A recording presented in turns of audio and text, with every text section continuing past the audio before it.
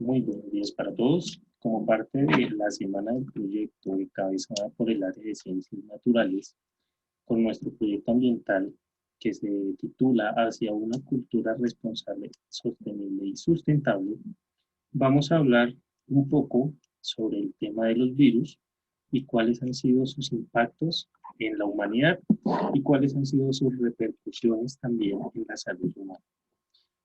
Es importante que nosotros identifiquemos que efectivamente en nuestro diario vivir estamos conviviendo con seres infinitamente pequeños y esos seres infinitamente pequeños tienen un poder relativamente grande de destrucción y que pueden afectar nuestra vida cotidiana. En un contexto histórico, una de las primeras pandemias que se tuvo es lo que se conoce como la peste negra. Efectivamente, es una pandemia que afectó el continente europeo, ¿sí? Efectivamente, es una pandemia que dejó a su paso miles y miles de muertes por este mismo motivo de ser atacada por un virus.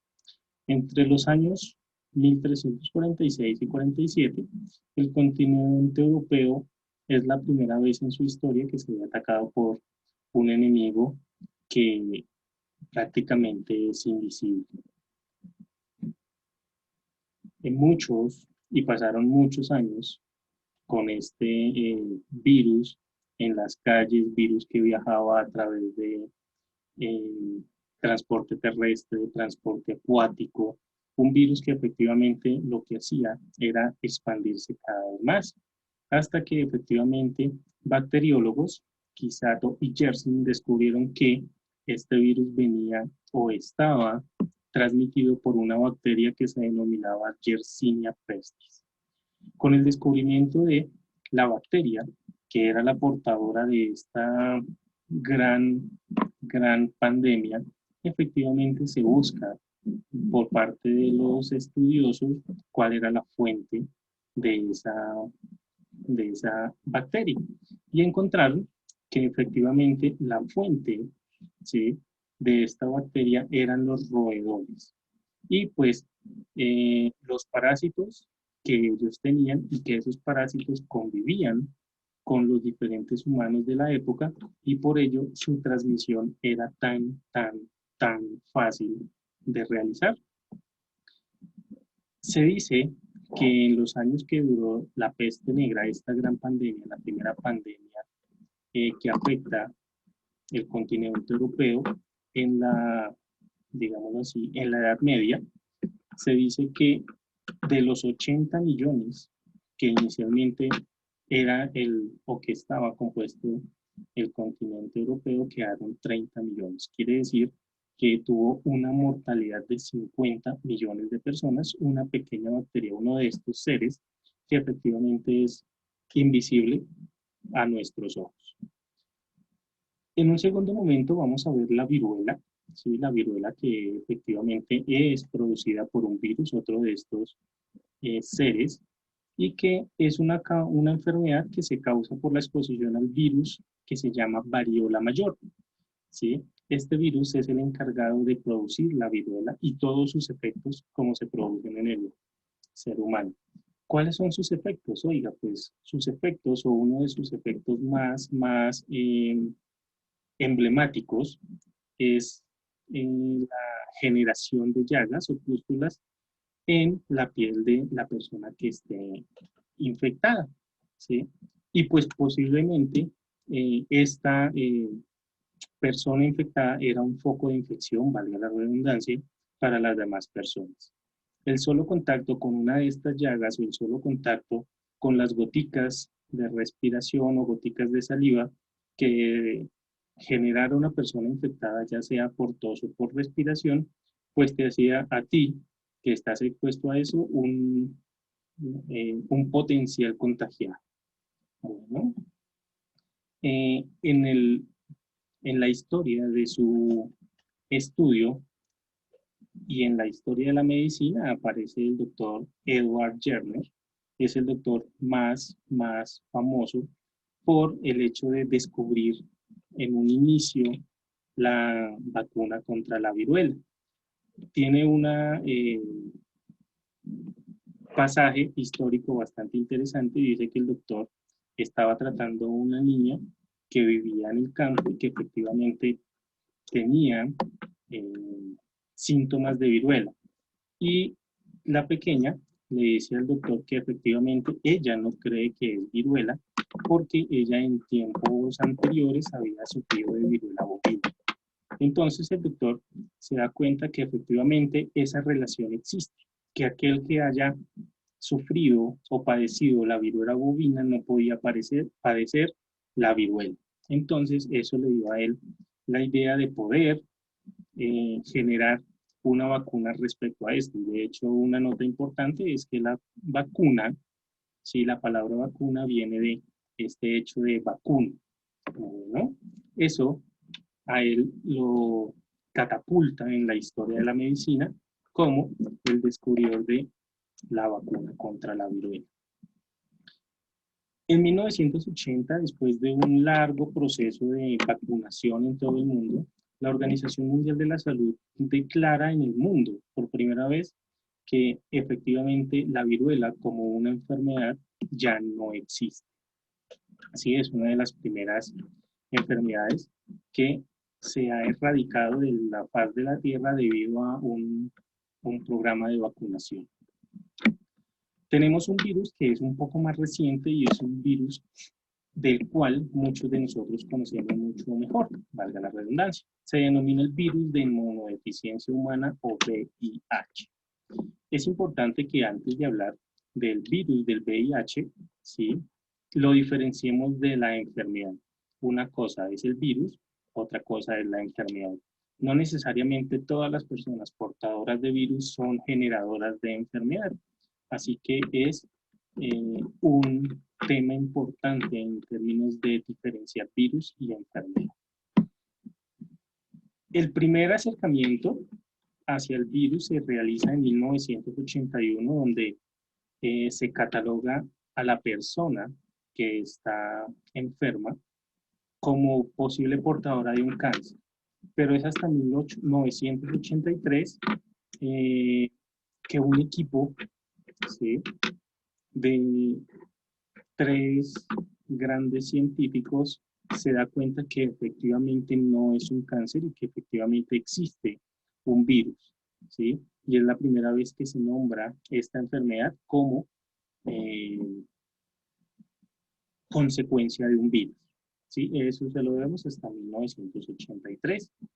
Después del descubrimiento del virus, pues se hace efectivamente el estudio del mismo y cuáles son sus repercusiones en el cuerpo humano. Y se dan cuenta que el virus de inmunodeficiencia humana lo que hace es atacar el sistema inmunológico. Efectivamente, con ese ataque, todos los glóbulos blancos que se encargan de la defensa de nuestro cuerpo, de los diferentes males que aquejan, pues son dañados. Y con el daño de estos glóbulos blancos, lo que pasa es que nuestro sistema inmune se hace cada vez más débil y somos muy propensos a que cualquier enfermedad, por pequeña que sea, haga grandes estragos en el organismo. Esa, digámosla, es el modo de operar de este virus dentro de los diferentes organismos que lo padecen. ¿Cómo se transmite este virus? Efectivamente, hay formas establecidas de su transmisión.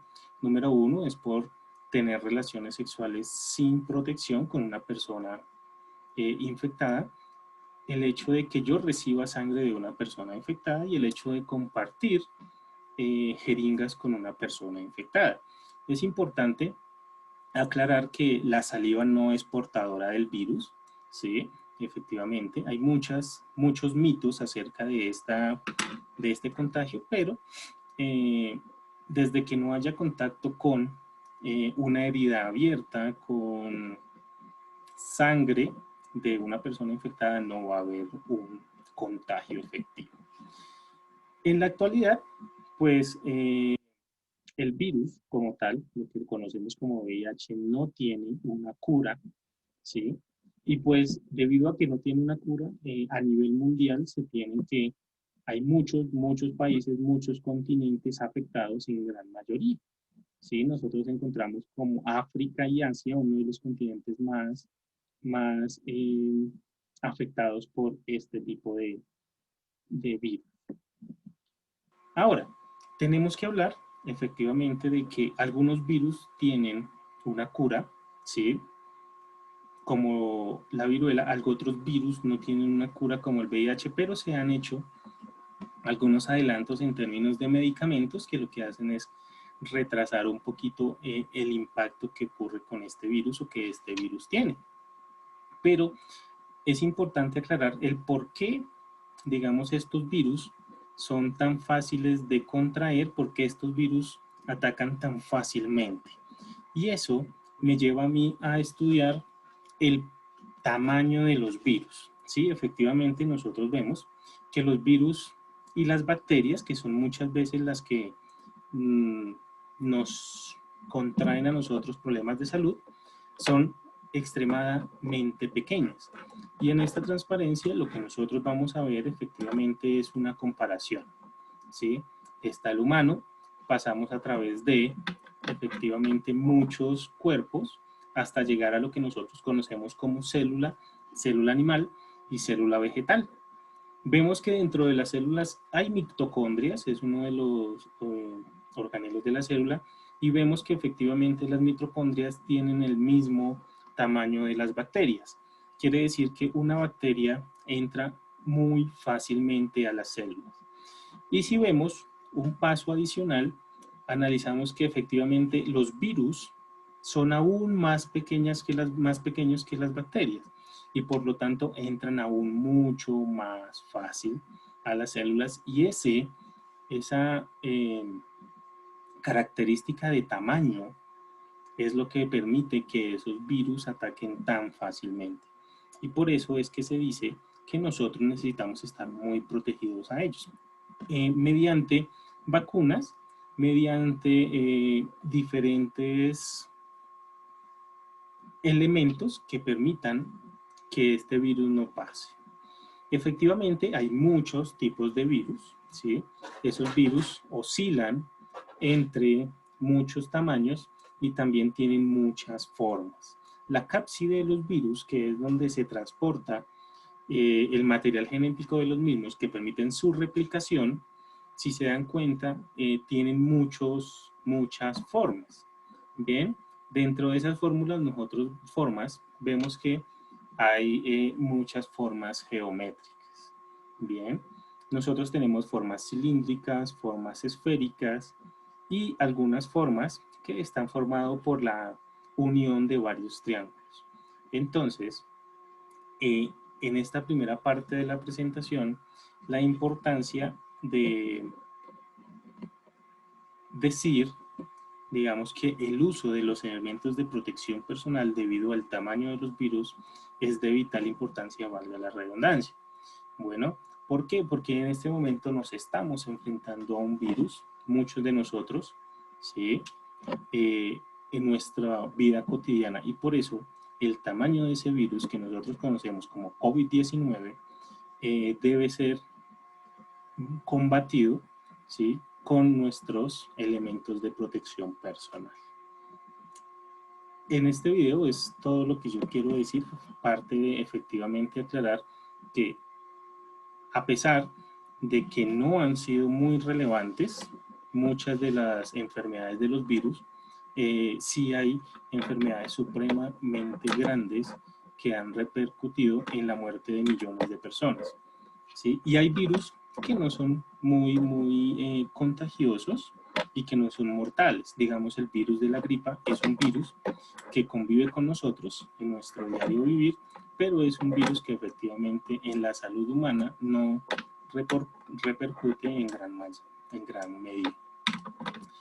Entonces, con estos datos, con esta comparación, con esta línea de tiempo que efectivamente no contiene todas las grandes pandemias que han habido, pero sí pandemias que han sido muy importantes a través de la historia, se quiere dar un poquito de, o crear un poquito de conciencia frente a la época tan importante en la que estamos viviendo, donde efectivamente estamos siendo atacados por un virus que no conocemos, que efectivamente es invisible a nuestros ojos y que, del cual debemos cuidarnos cada día y en cada momento. Eso ha sido todo en este pedazo de la charla. Muchas gracias por su atención.